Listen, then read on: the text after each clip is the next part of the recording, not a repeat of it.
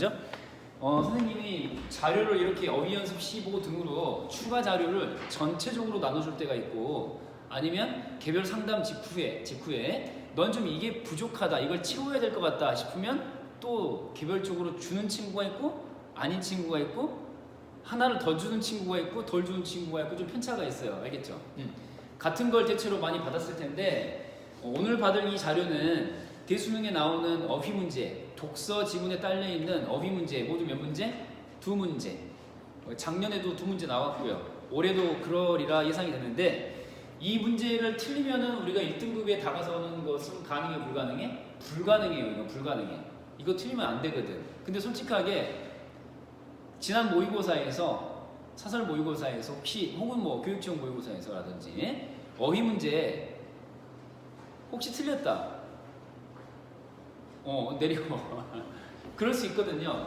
그런 걸 이제 대비하는 연습이에요. 이게 연습. 알겠죠? 유의사항 한번 봐볼래요? 유의사항 보면은, 자, 어휘 연습해가지고 밑에 하루 한 문제 풀라고 돼 있어요. 에게게 싶을 수 있는데, 그치? 이거 한 문제, 하루에 한 문제 가지고 뭘 어떻게 바꿀 건데, 문제는 습관이에요, 습관. 그래서 15일 동안 꾸준히 하는 게 중요해요. 꾸준히. 혹시 여기 악기 다룰 줄 아는 사람 있어요? 악기? 오케이. 피아노? 오케이. 혹시 바이올린? 아니고요.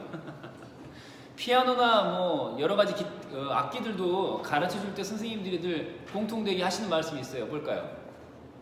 하루에 몽땅 하는 것보다 매일같이 꾸준히 조금씩이라도 하는 게 실력 향상에 도움이 된다, 이런 얘기를 많이 하거든요. 그치? 평온아, 그치? 이것도 마찬가지야.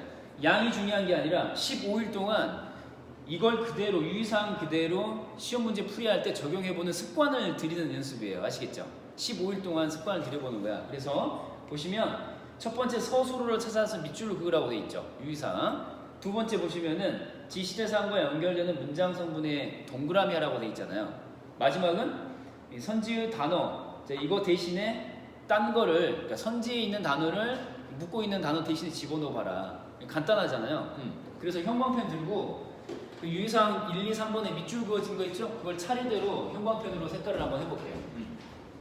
자, 오늘 이 시간은 부담 없이 차분하게 천천히 어휘 문제 풀이를 하는 요령을 제가 이제 일러드릴 텐데, 실제로 뒤에 15문제 가운데서 한 문제는 같이 봐볼 거야. 어떻게 한다는 걸 가르쳐줘야 되니까. 첫 번째는 형광펜으로 1번 유의사항 밑줄 색깔하시고, 이런 식으로 3번까지. 첫 번째는 일단은 그 문장 안에 있는 단어 가운데 밑줄이 그어져 있을 텐데, 그 밑줄 그어진 녀석이 서술어 자체라면 그 녀석 자체에다가 밑줄 그으시면 되는 것이고요. 별도의 서술어가 있다면 거기에 밑줄. 그 다음에 이 서술어에 연결되는 다른 성분이죠. 다른 문장 성분에다가 동그라미를 딱 하시는 거야. 이런 식으로 밑줄 긋고 그 다음에 동그라미를 하신 다음에 이 부분을 어떻게 하라고? 연결을 하는 연습을 하라는 거거든요. 자, 그래서 대신 넣어봐라. 대신 넣어보기.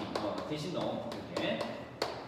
이제 선지에 나와 있는 단어가 있고, 그 다음에 밑줄 그어놓고 붙고 있는 게 있거든요. 그래서 이제 지시대상 대신에 선지에 있는 단어들을 대신 하나씩 넣어보시면 된다, 이거거든요. 선생님이 지금 얘기할 때 너희들 어휘력을 키워야 된다, 단어 뜻을 많이 알아야 된다라고 말하지 않았죠. 그러니까 이 방식의 핵심은 뭐냐면은, 이 어휘 연습의 핵심은, 선생님이 얘기하는 거는 어휘의 의미에 집중하지 마시고, 의미가 아니라, 어휘의 의미가 아니라 문장 내에서 구조에 집중을 해라, 이걸 지금 강조하는 거거든요. 구조. 독서할 때도 마찬가지고요. 문학 해석할 때도 마찬가지고요. 어휘 문제 풀 때도 마찬가지예요. 그러니까 개별 어휘 하나하나의 의미를 자꾸 생각하면은 풀 수 있어, 없어? 없어요. 왜냐하면 우리들이 가지고 있는 어휘력이라는 게 한 줌밖에 안 되거든요. 우리 건강식으로 하루에 조금씩 챙겨 먹는 견과류 있지. 우리의 어휘력은 한마디로 말하면 견과류 수준이야. 한 줌밖에 안 돼, 사실. 솔직하게 생각해봐. 그치? 그러니까 이것의 사전적 의미가 뭐지라고 생각하면은 틀리기 시작하는 거야. 그리고 시간이 지체돼 버려. 그래서 이제 빠르고 정확하게 풀려면은 이 구조에 집중하는 것이 현명하다. 알겠지? 한번 연습해볼까? 넘겨봐. 1번만 같이 볼 거야. 1번만. 1번 문제 역시 봐봐. 작년에 수능에 나왔던 거는 문맥적 의미를 물어보는 2문제였거든요. 그죠? 근데 사전적 의미를 물어보는 것도 나올 수 있어요. 전부 기출문제들이에요. 아시겠죠? 첫 번째 기출문제 보시면 자, A부터 E의 사전적 의미를 잘못 풀이하는 것을 묻고 있거든요. 이대로 적용을 해볼 거야. 알겠지? 자, 그러면 A에 관련된 서술로 찾아볼래요? 정체에 대해서 뭐 한다고요? 묻고자 하지 않는다. 자, 묻고자 하지 않는다. 밑줄 딱 그어볼게요. 그러면 이게 물어볼 대상인 자 그리고 정체에 대하여 그랬는데 무엇의 정체냐 했더니 자 그것에다가 동그라미 딱 해볼게요. 그것의 정체에 대해서 묻고자 하지 않는다. 자 그러면 1번 선지 뜻풀이 봐보세요. 사물의 본디 형체라고 나왔죠. 그럼 대신 넣어서 읽어보세요. 그것의 본디 형체에 대해서 묻고자 하지 않는다. 이런 식이거든요. 그럼 칠판 한번 봐봐. 이렇게 했을 때 이제 OX 판단 근거는 최종적으로는 자연스럽냐 그렇지 않느냐라는 거. 자연스러움이 있느냐 없느냐. 자 이거를 보고 판단하시는 거야. 부자연스럽게 느껴지면 걔가 틀린 거거든요. 부자연스러운 느낌이 있어요 없어요? 없죠. 그럼 2번 선지 가봅니다.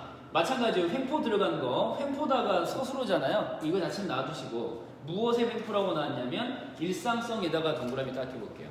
일상성의 횡포입니다. 그러면 비트풀이 한번 가볼까요? 제멋대로 굴면 몹시 난폭함 그랬잖아요. 대신 넣어봐. 일상성의 난폭함. 부자연스러우면 틀린 거예요. 특별히 부자연스러운 느낌이 있어요?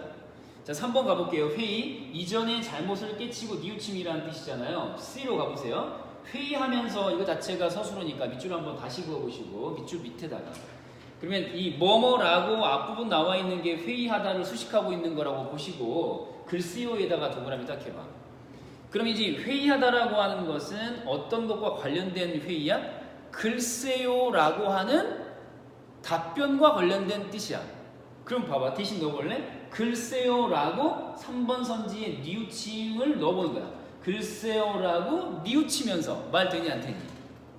야 글쎄요라고 하면서 뉘우친다 말 돼 안 돼? 반성하는 의미가 아니잖아. 그래서 정답 몇 번이야? 3번이야.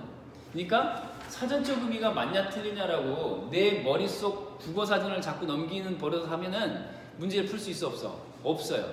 알겠죠? 자, 이런 식으로 서술어 찾고 다른 성분 동그라미에서 연결하여 읽어보면은 대신 넣는 이런 구조상에 알겠어요? 이 구조상의 의미를 적용을 하면서 풀이를 하시는 것이 이제 현명하고 빠른 문제 풀이를 도와줄 수 있는 방법이다. 아시겠어요? 오케이. 자, 이런 식으로 하루에 하나씩만 쭉 해. 내가 이렇게 강조를 했음에도 불구하고 2개, 3개씩 어떤 친구는 막 하루에 다 풀어버린 친구가 있는데 그러면은 도움이 안 돼요. 알겠죠? 이거는 차분하게 하루에 하나 정도씩만 해보시는 걸로. 알겠지? 오케이? 자, 이거는 덮어두시고요. 가볍게 한번 시작하는 자료로 해봤습니다.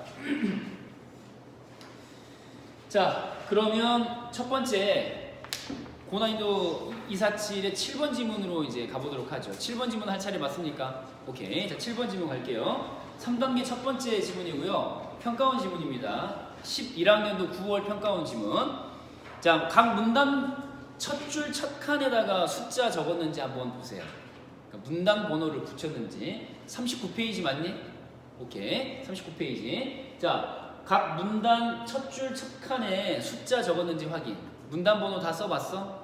풀기 전에 차분하게 숫자 적기. 자, 첫 줄에 전통적 공리주의에다가 형광펜으로 색깔을 딱 해볼까요? 전통적 공리주의 색깔. 자, 이렇게 개념어로 시작을 하면 걔가 화제가 될 확률이 90% 이상이라고 보시면 되겠죠. 자, 이게 화제일 확률이 높겠다. 자, 그리고 세 번째 줄에 결과주의 할 때 결과 보여요? 결과? 거기 한번 찾아볼게요. 지금 우리 교재 39페이지가 되어 있고요. 공리주의 관련된 내용입니다. 첫 번째 화제 찾고 있어요. 첫 번째 화제를 찾고 있는데 아마 공리주의이거나 전통적 공리주의 둘 중에 하나인데 뒤에 이제 읽어보시면 알겠지만은 공리주의 전체를 아우르는 화제를 잡는 게 맞을 것 같아요. 그쵸? 이렇게 해놓고 그 다음에 전통적 공리주의 그 다음에 뭐뭐 이렇게 나갈 수 있어요. 이 전통적 공리주의라고 해도 틀린 거 아니니까 알겠죠? 너무 신경 쓰지 마세요. 그러면 자, 두 번째 비교사항이라고 적어보시고요. 비교사항이라고 적어보신 다음에 첫 번째 비교사항이 공리주의 가운데서 일문단에 나와 있는 대로 무슨 공리주의? 전통적 공리주의. 자, 그리고 자, 하나씩 체크해 보면요. 세 번째 줄에 방금 얘기한 대로 일문단 세 번째 줄에 결과라고 나와 있죠. 얘는 결과 중심이야? 아니면은 과정 중심이야? 결과 중심이에요. 자, 이게 문제에 나오건 안 나오건 간에 실제로 나왔건 그렇지 않았건 간에 우리가 대수능에서 이제 생각을 좀 해본다면은 자, 13페이지 과정과 결과가 아마 나와 있을 것 같은데 한번 찾아볼게요. 과정과 결과 가운데 자, 그 비교상 그 대립상 나와 있는 것들 한번 쭉 챙겨볼게요. 과정 결과 혹시 있어요? 봐보세요. 과정 결과 없어요? 없으면 목적 수단 찾아보세요. 과정 결과 없으면은 목적 수단 봐볼게요. 자, 오른쪽 맨 아래 칸에 보면 목적 수단 나와 있지. 그거 연필로 가볍게 동그라미 해보고요. 자, 그래서 얘는 전체적으로 봤을 때 이 결과라고 하는 거는 과정과의 대립상 정도로 생각을 하시고 과정과의 대립상이라고 생각하시고 과정보다는 결과에 집중하는 것이구나 이렇게 체크를 하시면 좋을 것 같아요. 알겠죠? 자, 이렇게 한번 옆에다가 같이 한번 써보시고 자, 계속해서 A 밑줄 그어진 부분 있죠? A 밑줄 그어진 부분에 같은 줄 왼쪽에 보면은 행복의 양이라는 표현 나와요. 보입니까? 자, 이 친구는 행복의 양을 기준으로 판단을 하고 있어요. 이렇게 전통적 공리주의는 행복의 양을 중시하는 건데 이것도 한번 찾아볼까요? 양 13페이지 가면은 양하고 질이라는 대립상이 아마 나와 있을 거예요. 17페이지 한번 가볼게요. 13페이지. 자, 양하고 질 나와 있니 안 나와 있니? 한번 찾아볼까? 양적인 것, 질적인 것 혹시 안 나왔니? 혹시 안 나왔어? 양과 질 이런 거 안 나왔어? 여기는 내가 안 나왔나 보다. 혹시 안 나왔니? 안 보이니? 오케이. 그럼 그냥 돌아오세요. 그럼 이건 여기 없더라도 우리가 일반적으로 얘기할 수 있는 양 그러면은 반대편에 뭘 생각해야 돼? 질을 생각해야 되는 거야. 질적인 걸 따지는 거야? 양적인 걸 따지는 거야? 양적인 걸 따지는 거야. 얘는 이렇게 체크하시고 그 다음에 마지막 문장으로 내려갑니다. 1문단 마지막 문장에 공평주의라는 표현 보이죠? 공평. 자, 형광펜으로 색깔을 딱 해보시고 세 가지를 다음에 이제 얘기할 나머지 두 개 비교상하고의 차이점 있잖아요.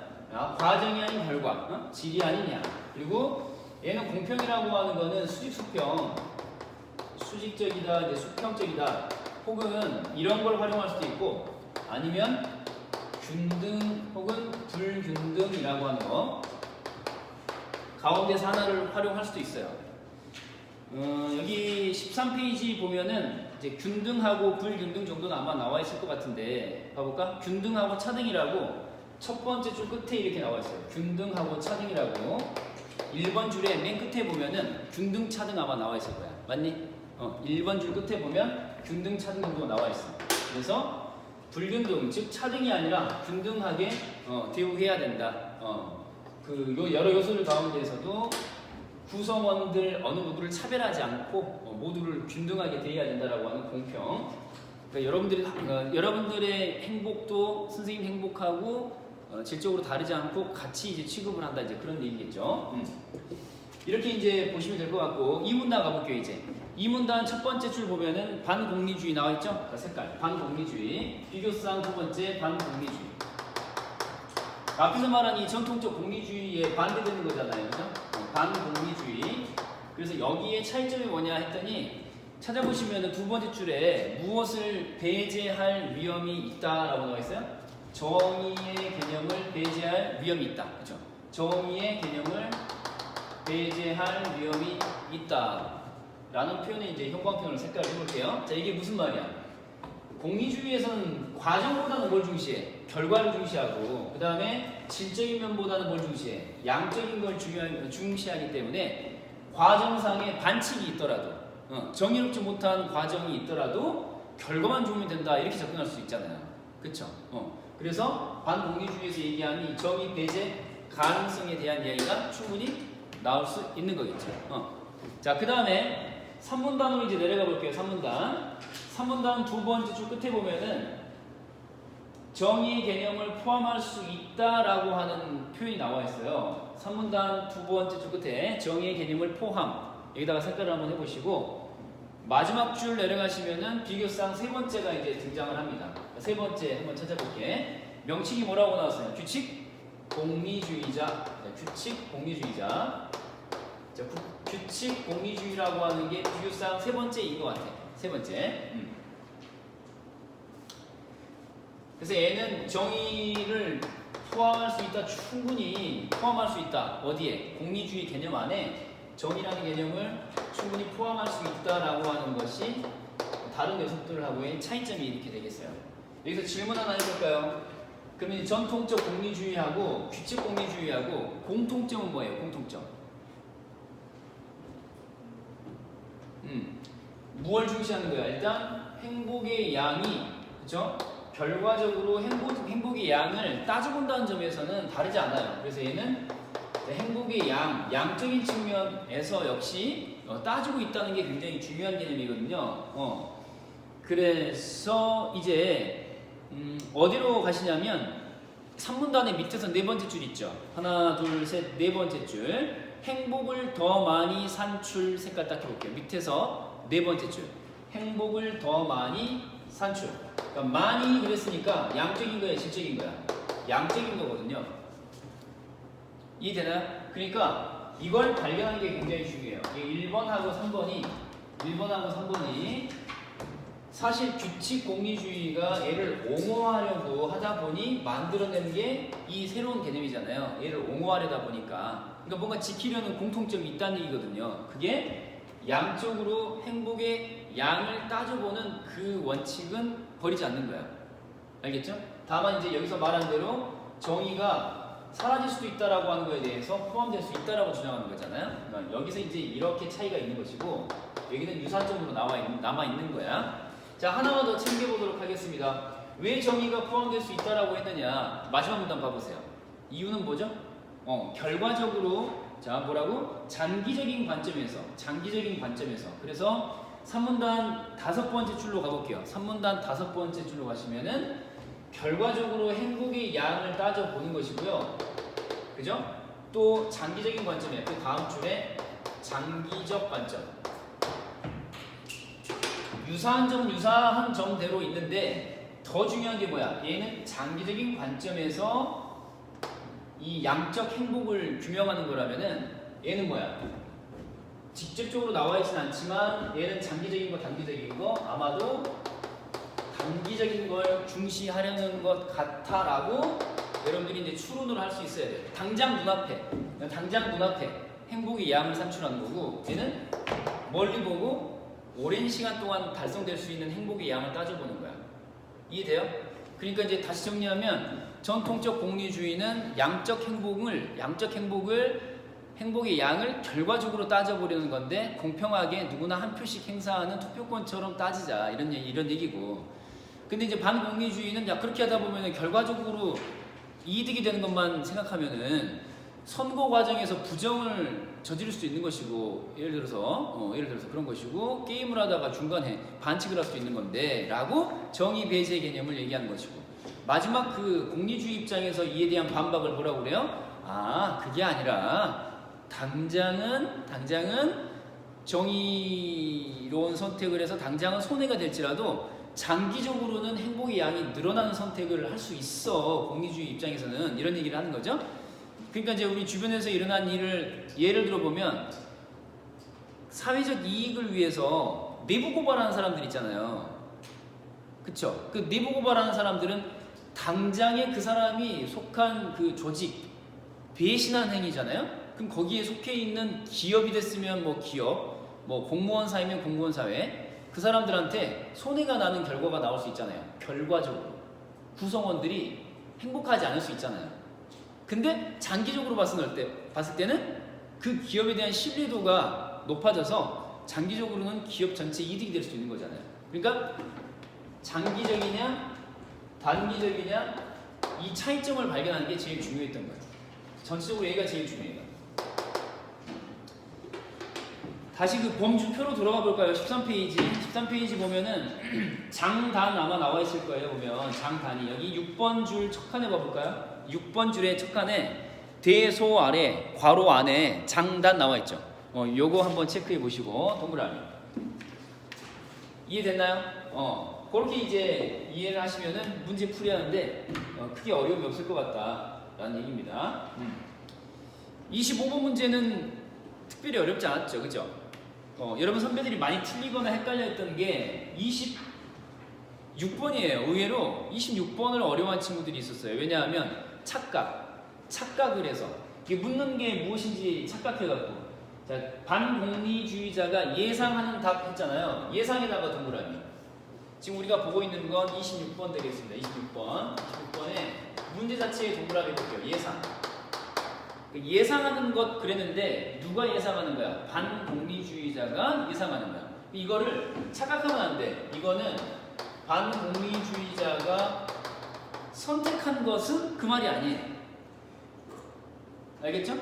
그러니까 예상하기를 누구의 선택, 누구 입장에서의 선택을 예상하라는 얘기야. 전통적 공리주의자 입장에서의 선택을 예상하라는 거예요. 이해돼요? 자, 그래서 한번 써볼게요. 여기다가 전통적 공리주의자들의 선택에 대해서 예상해봐라 라는 거거든요. 근데 이 예상하는 주체는 어떤 주의를 선택하고 있는 거야? 규칙, 공리주의야, 반공리주의자야? 반공리주의자. 얘는 그래서 반공리주의자 입장에서 생각을 해보는데, 그죠? 생각을 해보는데 누구에게 감정이입을 해갖고 전통적 공리주의자 입장에서 감정이입을 해서 이제 선택하라는 거거든요. 이해되죠? 그러니까 문제를 잘못 읽어갖고 반공리주의자의 선택을 찾아라 이렇게 하면 틀린 거예요. 알겠어요? 전통적 공리주의자의 선택을 찾으라는 거예요. 그러니까 이제 정답은 3번이 돼야겠죠. 당장 자기가 속한 집단의 이익을 추구를 해야 되니까 당장. 그러니까 일단은 B집단의 무고한 한 사람을 범인으로 지목한다는 거는 진실을 말하는 거야? 아니면 거짓을 증언하는 거야? 거짓을 증언하는 거죠. 그러니까 거짓을 증언하는 선택을 하는 이유는 사회 전체의 당장의 단기적 행복의 총량을 생각하니까 그런 거 아니에요. 지문 속에 한번 가보세요. 얘가 진실을 증언하면은 갈등이 악화되고 유혈 사태에 이르게 된다고 그랬잖아요. 서로 피복이 된다고. 근데 만약에 B에 무고한 한 사람을 지목해서 거짓 증언을 하면 어떻게 된다고요? 충돌을 피할 수 있다고 그랬거든요. 그죠? 그래서 유혈 사태라고 하는 플러스 마이너스 결과, 그 다음에 충돌을 피할 수 있다. 충돌을 피할 수 있다라고 하는 혹은 X라고 표현해도 되죠. 그럴 수 있다라고 하는 플러스 가운데서 뭘 당연히 선택하겠어요? 얘를 선택할 거죠. 이 전통적 공리주의자 입장에서는. 이해되죠? 그래서 이건 문제가 어려운 게 아니라 문제 자체의 뜻풀이를 잘못해가지고 착각한 결과 틀릴 수도 있는 문제였다. 알겠죠? 오케이. 자, 그 다음 이제 27번 가보겠습니다. 27번 같은 경우는 13페이지에 나와 있는 범주표 가운데서 목적, 수단 정도를 활용할 수 있는 문제 되겠습니다. 13페이지로 와볼까요? 수단 목적 찾아보겠습니다. 수단 목적. 아까 우리 동그라미 미리 했던 건데 13페이지에 맨 아랫줄 10번 줄 오른쪽 맨 끝에 보면은 목적 수단 나와 있죠. 목적 수단. 오케이. 자, 그 녀석하고 그 다음에 내외라고 하는 범주쌍을 활용할 수도 있을 것 같아요. 내외라고 하는 거. 그럼 이제 봐볼까요? 첫 번째 줄에 항상이라는 말 나와 있죠. 동그라미 한번 해보시고 항상. 그리고 세 번째 줄에 결과에다가 한번 세모를 해볼게요. 결과는 중요하지 않아? 중요하지 않다는 얘기예요. 자, 그래서 그거를 밑에서 두 번째 줄 끝에 절대적이라는 말에다가 동그라미를 딱 해볼게요. 얘는 상대적인 게 아니라 절대적인 거예요. 그래서 지금 27번 그러니까 문제에서는 A의 규칙 공리주의자하고 보기의 의무론자하고 이제 비교를 하는 거야. 알겠지? 그럼 이제 보기에 나와 있는 녀석하고 지문에 나와 있는 녀석을 이제 비교를 하는 건데 얘는 절대적이야, 상대적이야. 보기는 절대적이고 얘는 상대적인 거야. 그리고 이제 동시에 또 보면은 얘는 목적하고 수단 가운데서 자, 내적인 자체의 목적을 추구하는 거야, 아니면 외적인 수단을 추구하는 거야? 얘는 자체의 목적을 추구하는 절대적인 입장이라고 이제 보기를 봐야 되겠죠. 보기에 있는 입장이 이해되나요? 조건이 필요가 없는 거야. 무조건이야, 무조건. 자, 그렇기 때문에 얘는 결과를 따져볼까요, 안 따져볼까요? 결과를 따져보지 않겠죠. 결과가 중간에 결과와 상관없이라는 표현이 나와 있기 때문에 결과와 과정 가운데서 이 친구는 아마도 자, 결과보다는 과정상의 떳떳함이나 이런 것들을 추구하는 입장인 것 같아요. 그죠? 자, 그래서 27번 같은 경우는 5번 산지 가시면은 의무론자는 결과와 무관하게, 규칙 공리주의자는 결과에 의존하여 정의를 강조했어. 이 부분, 요게 이제 정답이 되겠죠. 근데 좀 덥냐? 좀 더워? 괜찮아? 좀 덥니? 괜찮아? 잠깐 떠나도 될 것 같은데 또? 너무 좋은 거야. 자, 28번은 어휘 문제입니다. 어휘 문제도 보시면은 아까 우리 배웠던 거 있잖아. 그대로 적용하면은 봐봐. 지문 속으로 가볼게. A와 가장 가까운 뜻을 찾으라고 했는데 뜻풀이를 하면 안 돼. A로 가봐. 이에 따르면 그랬잖아. 이 지시 이 대명사 이가 가리키는 게 앞문장에 있는 이런 전통적 복리주의의 결과주의적 그 다음에 행복의 양을 추구하는 그런 입장에 따르면 이런 거잖아. 그치? 결과주의적, 그러니까 행복의 양을 따른 입장에 의하면 이런 뜻이지. 그러니까 이제 이런 문제 풀 때 이에 따르면 할 때 그 앞부분에 이에 동그라미를 딱 하시고, 알겠죠? A의 앞에 이에 동그라미 하시면은 1, 2, 3, 4, 5번 가운데서 연결되는 것들이 추상적인 녀석에 해당하면서 조사애가 함께 따라 있는 녀석은 5번밖에 없는 거예요. 이해되나요? 그게 이제 추상적인 이러한 원칙에 할 때 그 원칙 있죠. 추상적이거나 혹은 뭐 물질적이거나 둘 중에 어떤 것이냐? 추상적인 것이죠. 그래서 이제 정답은 5번이 되는 건데 이것도 마찬가지. 다른 문장 성분을 함께 고려해보는 문맥적 의미를 파악하는 구조 중심의 어휘풀이 문제 방식이라고 할 수 있어요. 이해되나요? 그렇게 하면 답이 당연히 5번이 되는 거죠. 나머지 것들은 다 뭐야? 그 물질적이거나 혹은 그 조사가 여기서 나와 있는 것과는 좀 쓰임이 다른 것들이었어요. 자, 이제 8번 지문으로 가보도록 하겠습니다. 8번 지문. 수업 시간에 설명을 듣고도 이해가 잘 안 되는 거 있으면 이따 체크했다가 질문을 또 하도록 하세요. 알겠죠? 자, 그러면 8번 지문으로 가는데 이게 또 역대급 지문입니다. 왜냐하면 우리가 지금 그 문장 분석 연습을 1일 과제로 하고 있잖아요.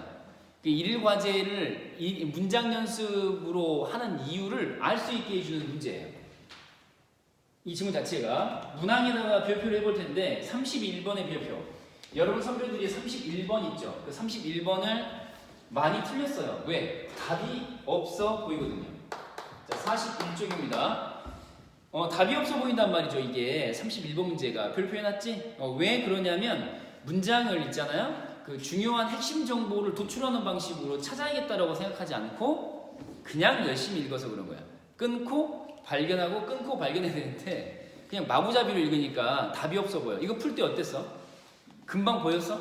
답이 잘 안 보였을걸? 그치? 답이 없어 보인다고 이런 거. 그죠? 그래서 이제 미리 얘기하자면 이 41페이지의 이 지문은 문장 분석의 중요성에 대해서 교훈을 주는 문제가 되겠습니다.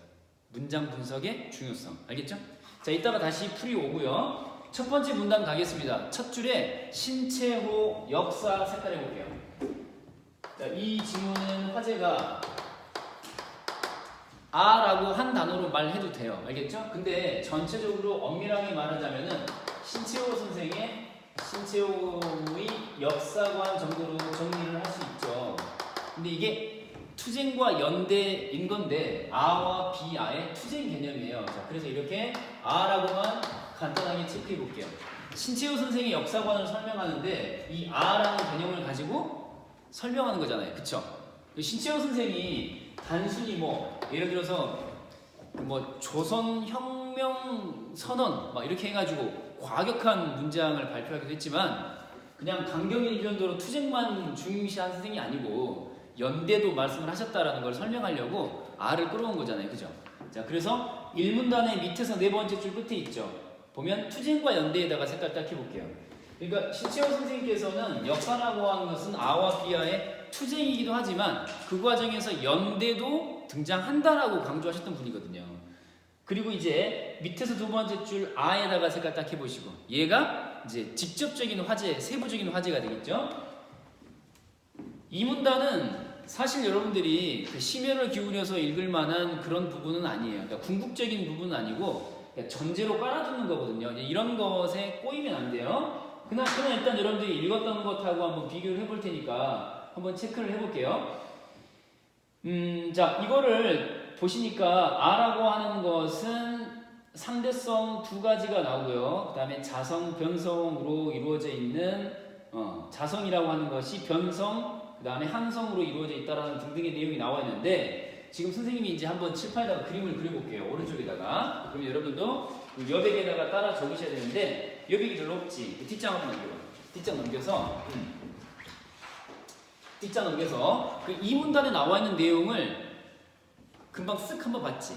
기억을 한번 보듬어 보시면서 선생님이 정리해주는 이 화제 비교사항 그리고 그들 사이의 차이점 추가 정보 여기서 끝나면 안 돼요. 알겠죠? 문제 풀고 나면 꼭 이해될 때까지 쭉 써봐야 돼.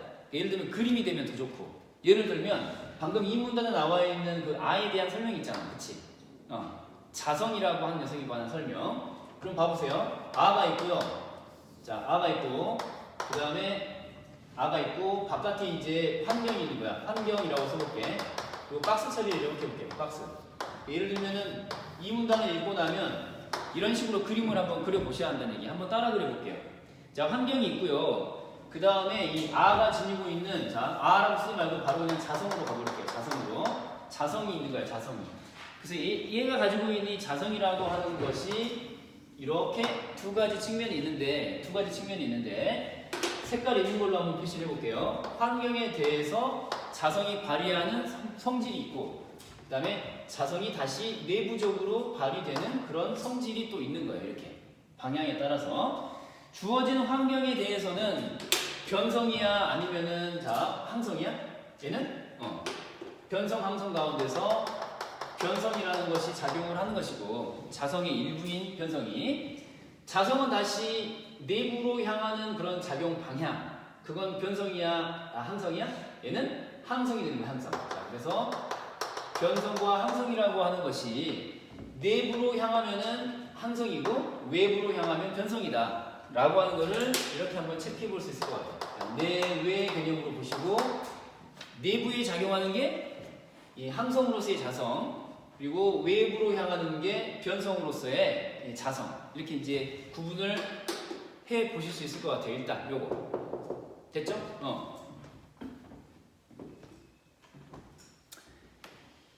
자, 이게 이제 이 문단에 나와 있는 내용이었거든요. 자성 뜻이 뭐예요? 자성이 나의 나됨 이렇게 나와 있죠. 나의 나됨이라고 나와 있어요. 그러니까 이제 예를 들면은 우리가 독립운동을 하려고 했던 거는 항성의 작용이 큰 거야, 변성의 작용이 큰 거야. 일제에 대해서 독립운동을 하려고 했던 거는 변성과 항성 중에 어느 쪽이 더 크게 작용한 거야? 자기 자신의 고유성을 지키려고 하면 항성이야. 항상 그러한 성질이거든. 나 자신을 항상 그러한 성질로 유지하고 싶어 하는 거야. 다른 녀석에게 따라가지 않고. 만약에 예를 들어서 대한제국 시기에 그 직전에 흥선대원국이 실시했던 그 쇄국정책 같은 경우는 어느 쪽에 더 무게를 둔 거야? 변성과 항성 가운데서. 변성이 더 무게를 둔 거야. 변성에 더 무게를 둔 거야. 그러니까 이제 거기 이 문단 봐봐. 이 문단 보면은 적응이라는 말 나와 있을 텐데 보이냐? 적응이야 적응. 그러니까 이 변성이라고 하는 거는 외부에 적응하는 거야. 적응하는 거야. 세계가 일본 중심으로 굴러간다. 그럼 거기에 따라가는 거예요. 미국 중심으로 흘러간다. 그럼 또 미국으로 따라갔을 거라고. 그게 이제 변성이야 변성. 그러니까 항성은 뭐야? 항성은 자기 자신의 고유한 성질을 항상 그러한 성질로 유지하려고 하는 거야. 알겠지? 그런 차이가 있다는 거. 이 문단이야, 이 문단.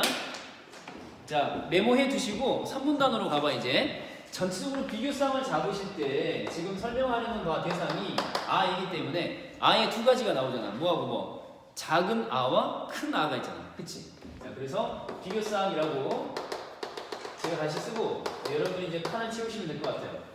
크게 이제 두 가지를 얘기를 하고 있는 건데 개인과 사회 둘로 나눴을 때 개인은 소아 대아 가운데 소아에 해당되는 녀석이고 맞니? 개인 그 다음에 대아라고 하는 녀석은 이제 사회 전체이거나 국가 뭐 이런 식으로 이제 나와 있죠. 그래서 소아하고 대아를 비교성으로 잡는 게 아주 현실적으로 맞을 것 같아요. 그래서 3문단 한번 가보세요. 첫 줄 끝에 소아 있고 색깔해 보시고 두 번째 줄 가운데에 대아 있고 색깔해 보시고 그래서 이제 둘 사이에 뭘 찾아야 돼? 차이점을 찾아야 돼. 그지? 네 번째 줄 대아는 자성을 갖고 상속성과 보편성을 가질 수 있다. 색깔을 딱 해볼게요. 자, 상속성 있고요. 그 다음에 보편성 있어요.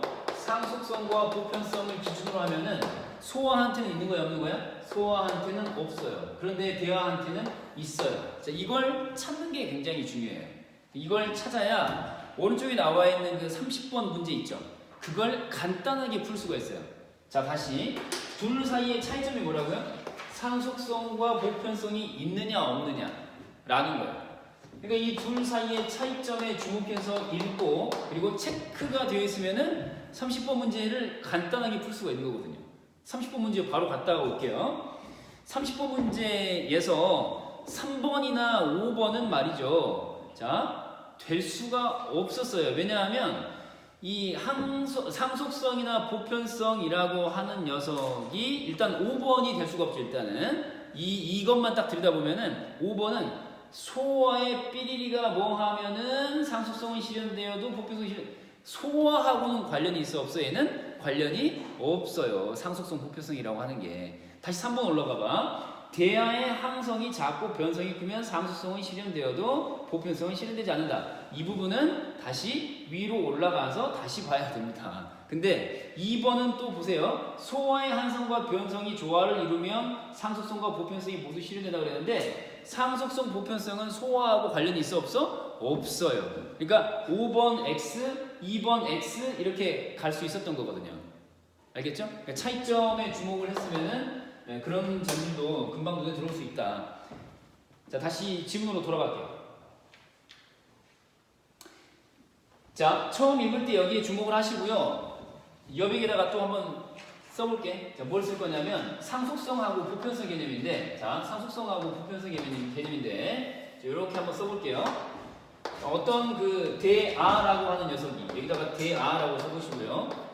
그러니까 어떤 사회죠. 뭐 우리나라가 될 수도 있고, 뭐 중국이 될 수도 있고, 뭐 이런 거, 뭐 미국이 될 수도 있고 그런 대아가 가지고 있는 속성을 두 가지로 얘기하는 건데, 얘는 시간적 차원에서의 성질, 그리고 얘는 공간적 차원에서의 성질이라고 한다면 지문 속의 내용을 이해한 걸 바탕으로 그림을 그려보는 거야 지금. 그러면 자 적고 있지? 자, 대아라고 하는 녀석이 시간적인 차원에서 갖는 건 자 상속성, 보편성 가운데서 상속성이죠. 그러니까 우리 흔히 하는 말로 아버지가 자식에게 재산을 물려주는 거 있잖아. 상속이라고 하잖아.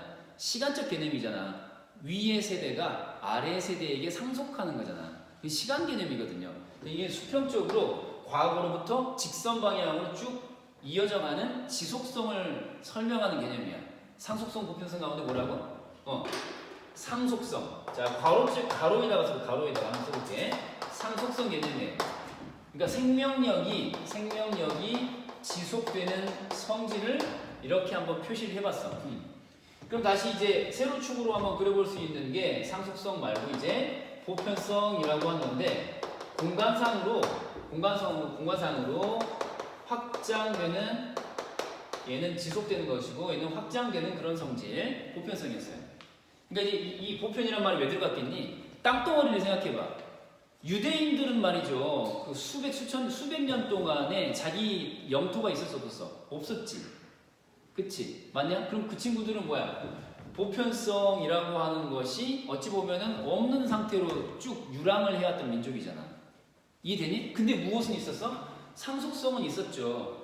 계속해서 자기 민족의 정체성은 유지하면서 계속 이어져 온 거잖아요. 다만 자기 민족이 이렇게 한 곳에 모여서 그 공동체를 누릴 수 있는 공간은 없었던 거죠. 이해돼요? 그런 느낌으로 이해하시면 된다고. 알겠지? 그럼 이제 봐봐. 그 친일파들의 논리가 어떤 게 있냐면, 야, 그 일제시대 때 우리나라가 있기나 했어? 임시정부가 수립된 건 우리 국가라고 인정될 수 없는 거야 라고 말을 해요. 그 친일파들이나 혹은 또 학계에서도 그쪽 그 우익 쪽에 좀 치우쳐 있는 분들은 그렇게 말해요. 뭐라고? 땅덩이가 없었는데 그게 무슨 국가냐 라고 말하거든요. 들어본 적 있어요? 그렇게 말해요 사실. 그러면 무엇 중심으로 얘기한 거야? 보편성 중심으로 얘기한 거거든요. 땅덩어리가 없는데 무슨 그게 국가야. 근데 유대민족을 갖고 그 사람들이 유대민족이라고 칭할 수 없는 한 공동체가 아니라고 말하지 않잖아요. 그들의 국가가 영토는 없으나 그 민족 정체성까지 부정을 하진 않잖아요. 마찬가지 논리로 우리 민족도 일제치하에 땅덩어리는 없었지만 그 임시정부라고 하는 그죠? 그 국가를 우리가 표방을 하고 출범시켰던 그게 일종의 상속성 개념으로 면면이 이어져 왔으니까 국가로 인정을 해야 된다라는 주장을 또 우리가 하는 거거든요. 대체로. 무슨 말인지 이해돼요? 그 개념을 이제 이해하시면 되겠어요. 자, 다시 지문으로 올라가 볼게요. 4문단부터가 이게 중요한 건데 투쟁과 연대라고 하는 첫 줄 색깔을 볼게요. 4문단 첫 줄에 투쟁과 연대 색깔. 투쟁과 연대. 자, 그래서 이제 추가 정보가 뭐냐 그러면 5문단으로 한번 내려가 볼게요. 신국민이라고 하는 개념을 이제 들여놓았는데 5문단 세 번째 줄 조선민중을 아의 중심 색깔. 5문단 안 보이면은 선생님 이 교재를 봐. 나도 색깔 해놨으니까 5문단 밑에서 세 번째 줄, 밑에서 두 번째 줄 여기 조선민중을 아의 중심. 그 다음 줄 끝에 아수의 비야 색깔. 자, 오른쪽 맨 위로 가셔갖고 비야 속에 아 색깔 딱 해볼게요. 그리고 다시 두 줄 더 내려와서 민족 내부의 압제와 위선을 뭐 한다고? 제거 색깔. 제거. 자, 다음 줄에 제국주의 국가에서 제국주의를 반대하는 민중과의 뭐? 연대 색깔 딱 해볼게요. 됐나요? 자, 이걸 그림으로 한번 그려볼 테니까 봐보세요. 아까 우리 소화하고 대하 구분할 때, 자 봐보세요. 소화하고 대하 구분할 때 이렇게 소화와 대하를 이렇게 그림으로 이해하시면 가장 좋을 것 같아요. 왜냐하면 대하는 전체야 부분이야? 대하는 전체고요. 그 다음에 소화는 부분의 관계거든요. 전체와 부분의 관계. 그러니까 얘는 소화가 지니고 있는 게 뭐였지? 자성을 가지고 있다라고 했잖아요. 그러니까 부분인 소화가 자성을 가지고 있으면 그것의 전체인 대하도 당연히 자성이 있겠어 없겠어? 당연히 자성이 있는 거거든요. 부분의 것은 전체의 것이니까. 그죠? 그리고 뭐예요? 대야만 갖고 있는 게 상속성과 보편성이라고 있잖아요.